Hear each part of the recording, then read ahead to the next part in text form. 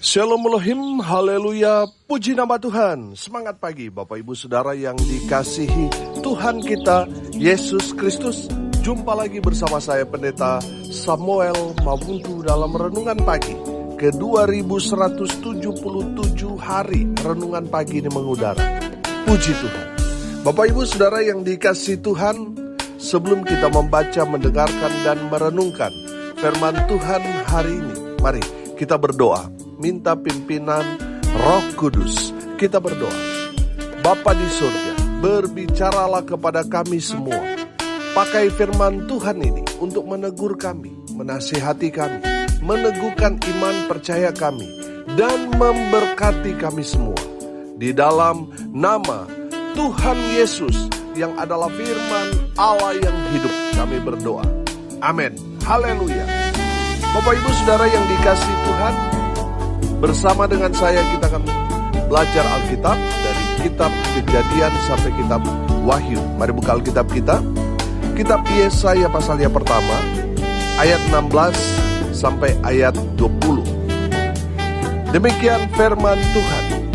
Basuhlah, bersihkanlah dirimu.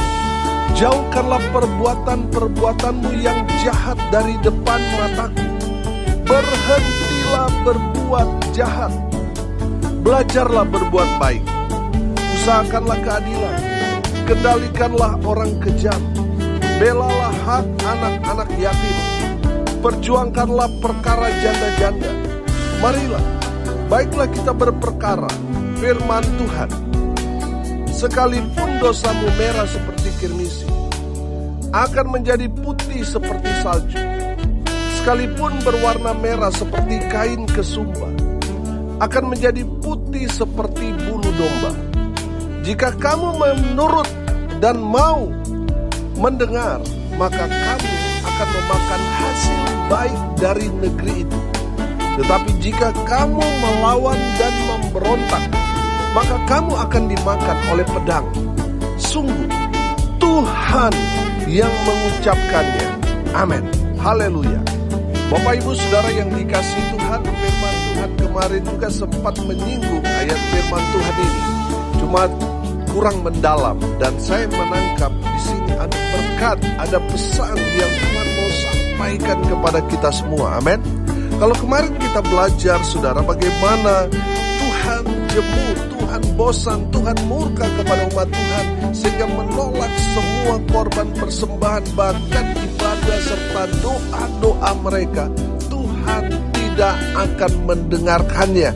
Sebagai konsekuensi karena dosa-dosa yang mereka lakukan di hadapan Tuhan, mereka tidak mau mendengarkan firman Tuhan, mereka tidak mau memperhatikan apa kata firman kepada mereka, dan mereka hidup dalam dosa. Mereka tidak mau bertobat, membuat Tuhan jemu kepada umat Tuhan.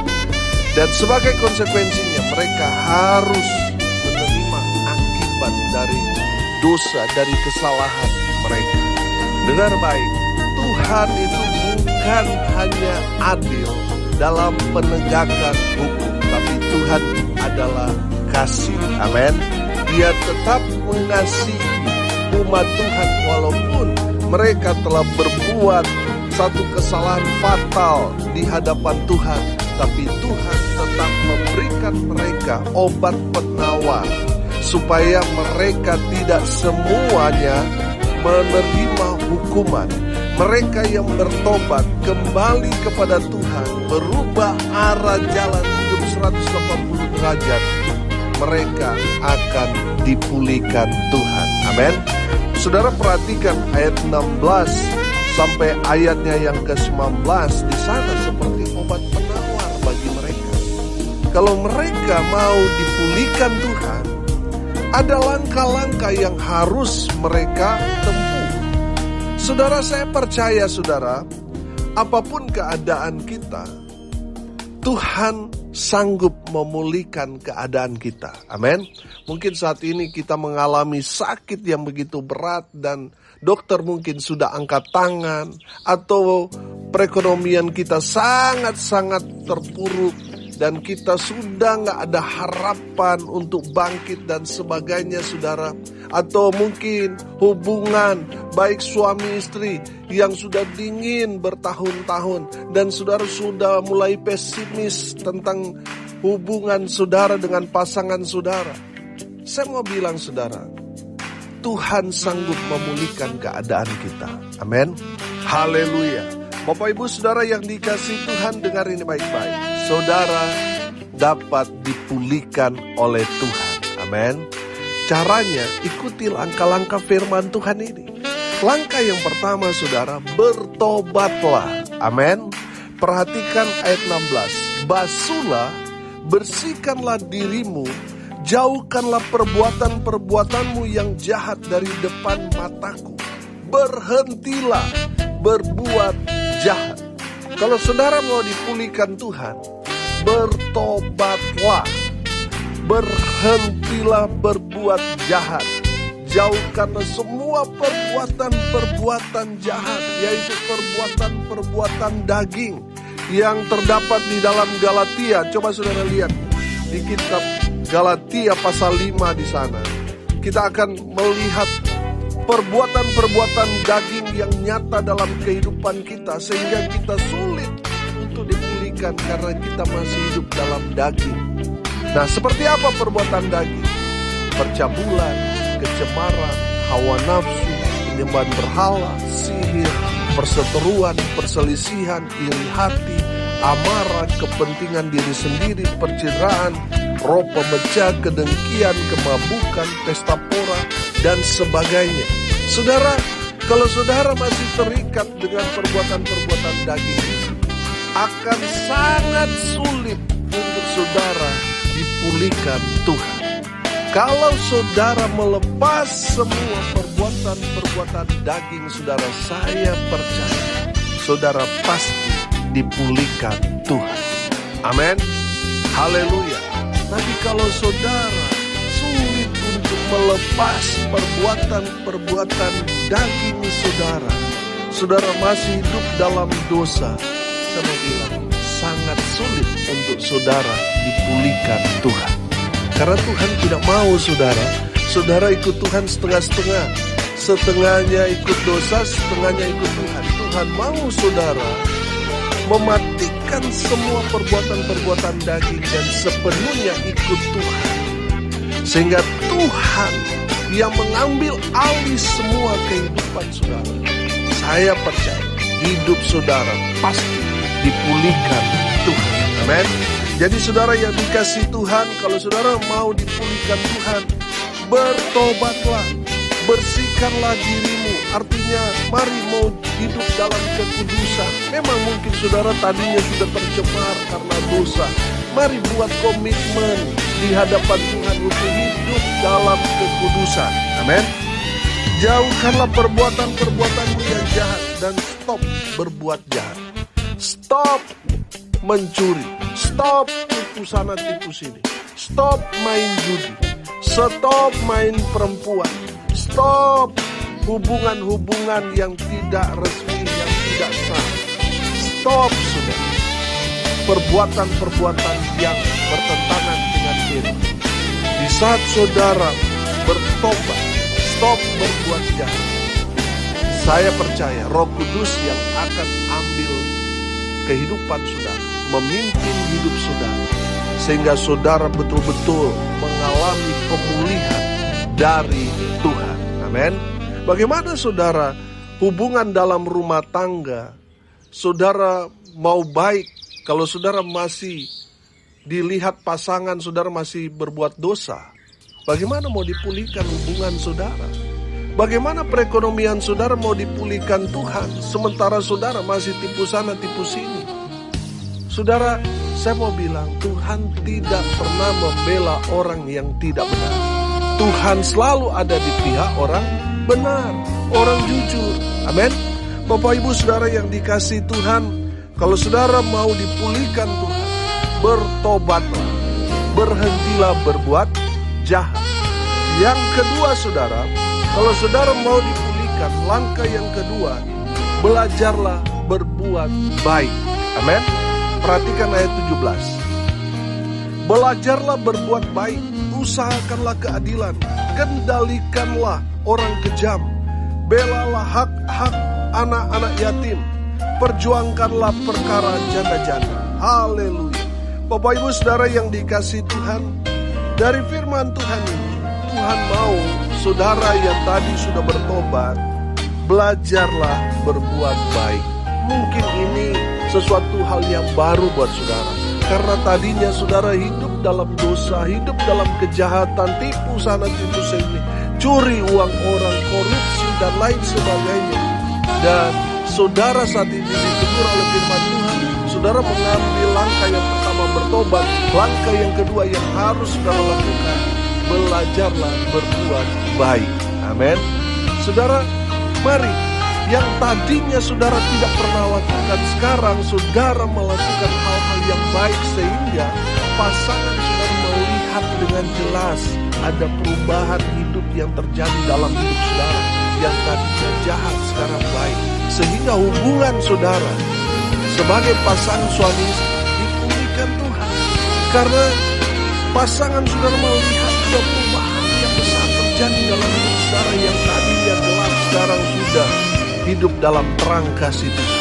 Amin.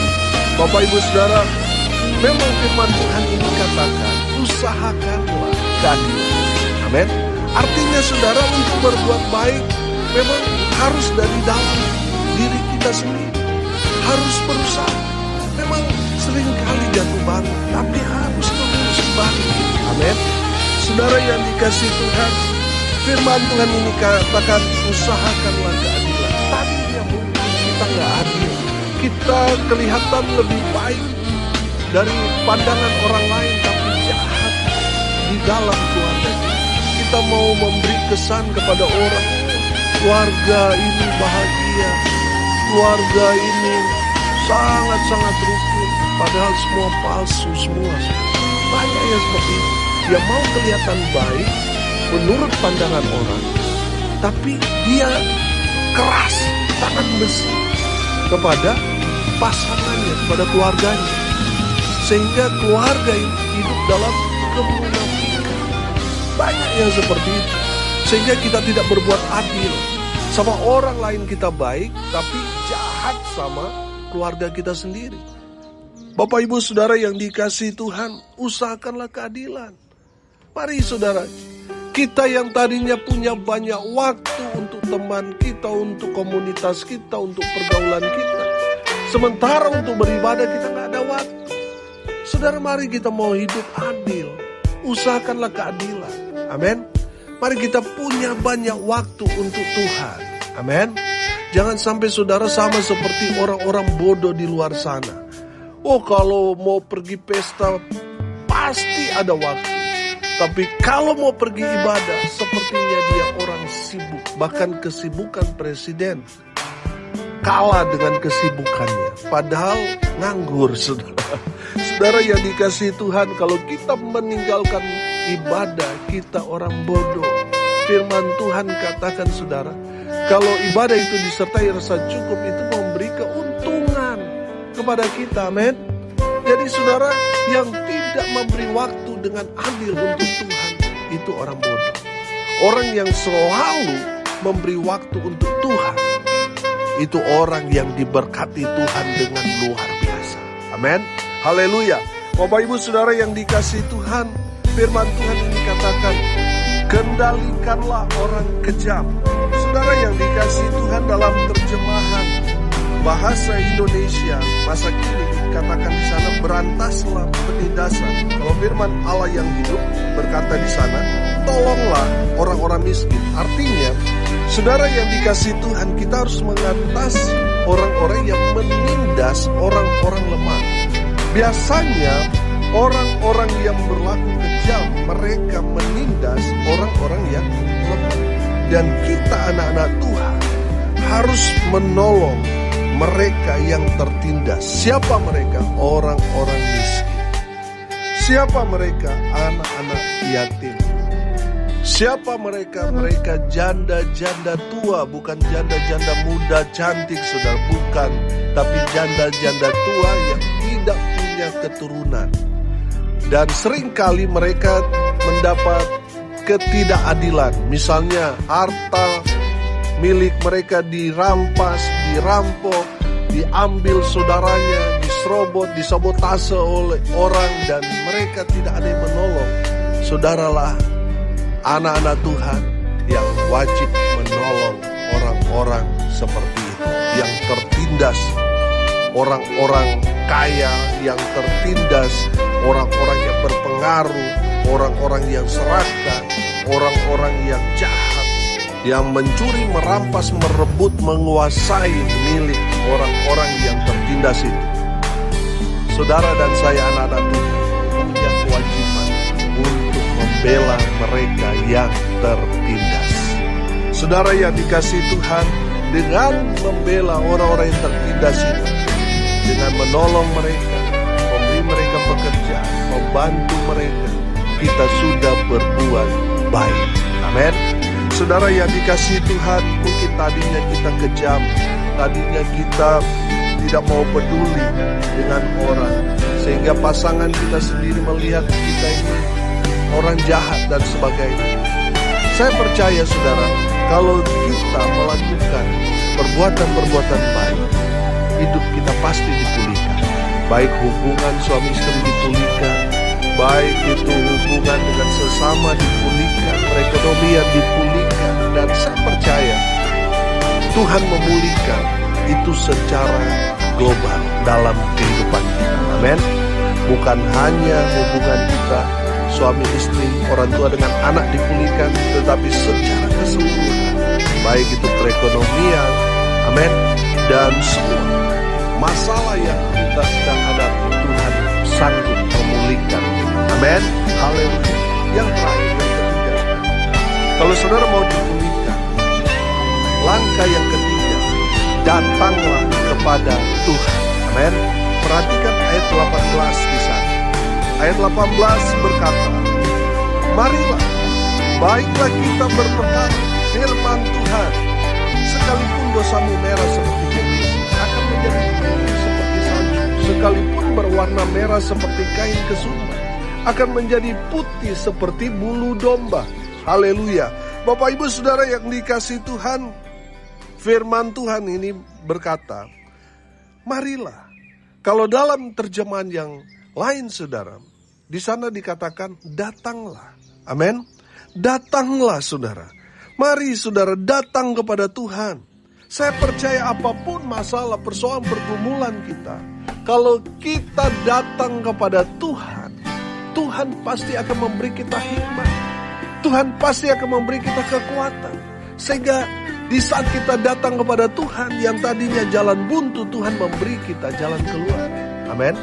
Bapak Ibu Saudara yang dikasihi Tuhan, mungkin akhir-akhir ini kita menggumuli banyak hal, sehingga kita stres, frustasi saudara. Dan Tuhan mengundang kita, mari datanglah kepadaku semua yang letih, lesu, dan berbeban berat. Ketika kita datang kepada Tuhan, Tuhan akan memberi kita kelegaan. Amin. Tuhan tidak bilang seperti ini, hai kamu yang kaya, yang tidak ada persoalan, kamu yang sehat, kamu yang berlimpah dalam segala hal. Tuhan tidak berkata seperti itu. Tuhan mengatakan, marilah kepadaku semua yang letih, lesu, dan berbeban berat. Saudara yang dikasihi Tuhan, firman Tuhan ini mengundang saudara dan saya. Mari datang kepada Tuhan. Apapun masalah, apapun pergumulan, apapun yang kita sedang hadapi saat ini, saudara yang dikasihi Tuhan, mari datang kepada Tuhan. Karena di saat kita datang kepada Tuhan, itu berarti kita mengandalkan Tuhan. Dan orang-orang yang datang cari Tuhan tidak akan pernah dikecewakan. Amin. Bapak Ibu Saudara yang dikasihi Tuhan, saya tidak tahu apa yang menjadi masalah, persoalan, pergumulan saudara. Tapi satu hal yang saya tahu, ketika kita datang kepada Tuhan, Tuhan pasti turun tangan. Amin. Tuhan pasti akan menolong, memberi kita jalan keluar, dan membela kita. Oh haleluya. Yesaya 55 ayat 1 berkata begini, ayo hai semua orang yang haus, marilah dan minumlah air. Dan hai orang yang tidak mempunyai uang, marilah, terimalah gandum tanpa uang pembeli, dan makanlah juga anggur dan susu tanpa bayaran. Bapak Ibu Saudara yang dikasihi Tuhan, apapun yang menjadi pergumulan kita saat ini, datang kepada Tuhan adalah jalan yang terbaik. Ketika saudara menemui jalan buntu, saudara datang kepada Tuhan, Tuhan sanggup memulihkan keadaan saudara, mengantar saudara kepada jalan keluar, jalan solusi yang paling terbaik. Tuhan akan berikan kepada orang-orang yang datang kepada Tuhan. Amin. Saya selalu bilang, Tuhan tidak pernah menolak orang yang datang kepada Tuhan. Malah sebaliknya, Tuhan dengan sukacita menyambut orang-orang yang sudah sakit, bangkrut, ditolak oleh keluarganya. Datang kepada Tuhan, Tuhan menyambut saudara dengan sukacita. Amin. Haleluya. Bapak Ibu Saudara yang dikasihi Tuhan, saya berdoa supaya semua saudara pendengar dimanapun berada mengalami pemulihan yang datang dari Tuhan. Amin. Dan hari ini kita belajar hidup yang dipulihkan Tuhan. Kita harus menempuh 3 langkah. Langkah yang pertama, bertobatlah. Yang kedua, belajarlah berbuat baik. Yang ketiga, datanglah kepada Tuhan. Amin. Saat saudara melakukan 3 hal ini, saya percaya apapun yang menjadi persoalan pergumulan saudara, pasti Tuhan akan memulihkan keadaan saudara. Amin. Perhatikan ayat 19. Jika kamu menurut dan mau mendengar, maka kamu akan memakan apa? Hasil baik dari negeri itu. Haleluya. Ini janji pemulihan. Kalau saudara menurut firman Tuhan ini, saudara mendengarkan pesan firman Tuhan ini, saudara akan memakan hasil baik dari negeri di mana Tuhan menempatkan saudara dan saya. Amin. Mari kita berdoa. Terima kasih Bapa di surga, sudah berbicara kepada kami semua, sudah menegur, menasihati, dan memberkati kami. Berkati semua pendengar dimanapun mereka berada. Tuhan memberkati hidup mereka, rumah tangga mereka, usaha, pekerjaan, pelayanan mereka, dibuat beruntung, berhasil dalam segala hal. Mereka yang sakit, Tuhan lawan, jamah, pulihkan, sembuhkan oleh bilur-bilur darah Yesus. Mereka yang sakit di sini, mereka yang lemah dikuatkan, mereka yang berduka cita diberikan penghiburan yang datang dari Tuhan Yesus. Hamba berdoa, biarlah berkat-berkat Tuhan turun memenuhi semua pendengar. Bapak Ibu Saudara yang dikasihi Tuhan, arahkanlah hatimu kepada Tuhan dan terimalah berkat dari Tuhan Yesus. Tuhan memberkati engkau dan melindungi engkau. Tuhan menyinari engkau dengan wajah-Nya dan memberi engkau kasih karunia. Tuhan menghadapkan wajah-Nya kepadamu dan memberi engkau damai sejahtera. Di dalam nama Tuhan Yesus, sumber segala berkat. Bapak Ibu Saudara yang percaya, diberkati Tuhan, katakan amin. Puji Tuhan. Bapak Ibu Saudara yang dikasihi Tuhan, kalau saudara merasa diberkati melalui renungan pagi ini, bagikan juga kepada saudara-saudara yang lain supaya mereka juga diberkati. Karena untuk itulah kita dipanggil untuk jadi berkat. Haleluya. Bapak Ibu Saudara yang dikasihi Tuhan, tidak terasa 2 minggu lagi kita akan merayakan bersama-sama hari ulang tahun renungan pagi ini mengudara ke-6 tahun. Bapak Ibu Saudara, mari dukung terus pelayanan ini supaya tetap eksis mengudara melalui doa, daya, dan dana. Tanggal 20 nanti kita akan buat KKR, kita akan buat aksi sosial sebagai ungkapan syukur 6 tahun audio renungan pagi ini mengudara. Haleluya. Bagi Bapak Ibu Saudara yang mau menabur, mensukseskan acara ini, sudah bisa mentransfer ke rekening Bank Mandiri di nomor rekening 14503 atas nama saya sendiri, Samuel Abraham Alfred Mau. Bapak Ibu Saudara, saudara yang mau datang dalam ibadah itu, saudara dapat mengkonfirmasi di nomor WA saya di 081337491360. Saudara yang dikasihi Tuhan, dukung terus pelayanan ini supaya terus memberitakan Injil sampai Tuhan datang, memberitakan Injil sampai ke ujung. Haleluya, haleluya. Salam kasih dari Bali, saya Pendeta Samuel Mawudi. Sampai jumpa besok pagi. Tuhan Yesus memberkati kita semua. Haleluya.